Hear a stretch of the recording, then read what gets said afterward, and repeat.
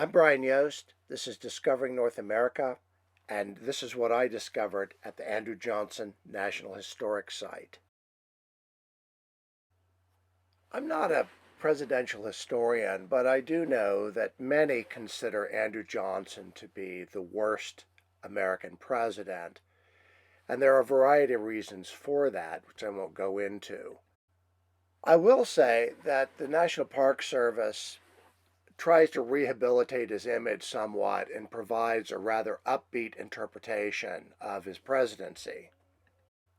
The National Historic Site is located in Greenville, Tennessee, which is where Andrew Johnson spent the majority of his life. But Andrew was originally from Raleigh, North Carolina, where he was one of three children born to William and Polly Johnson.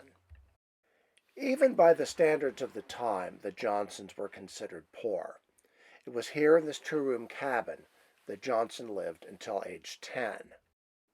Sometime after the death of his father, 10-year-old Andrew was apprenticed to James Selby, a local tailor, where he was essentially indentured until age 21. Johnson endured the apprenticeship for only 5 years before fleeing Raleigh and traveling throughout the South before finally settling in Greenville. In this small cabin, Johnson set up shop as a tailor, and the business thrived. Success allowed Johnson to marry, buy a first home, and begin to expand his informal education and develop his political acumen. He became a strong fiscal conservative and a voice for the working class, but more than anything else, he believed in the power of the American Constitution. His faith in the Constitution would guide him throughout his political career.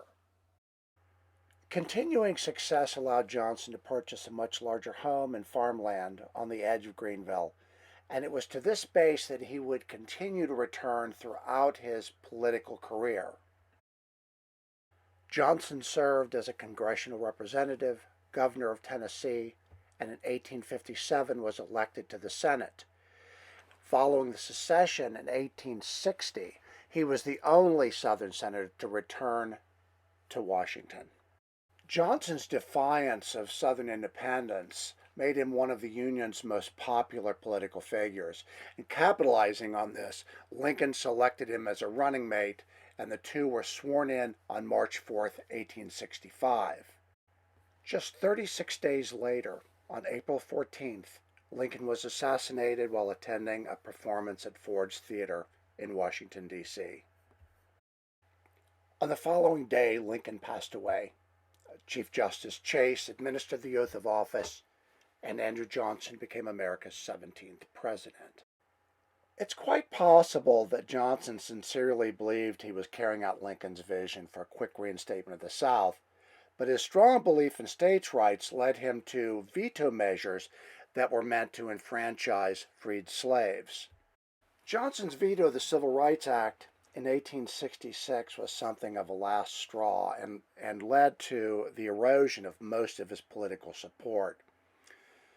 On February 24, 1868, the House impeached Johnson by a vote of 128 to 47. Johnson was subsequently acquitted by the Senate by a single vote, but he failed to gain his party's nomination at the 1868 convention and returned to Tennessee.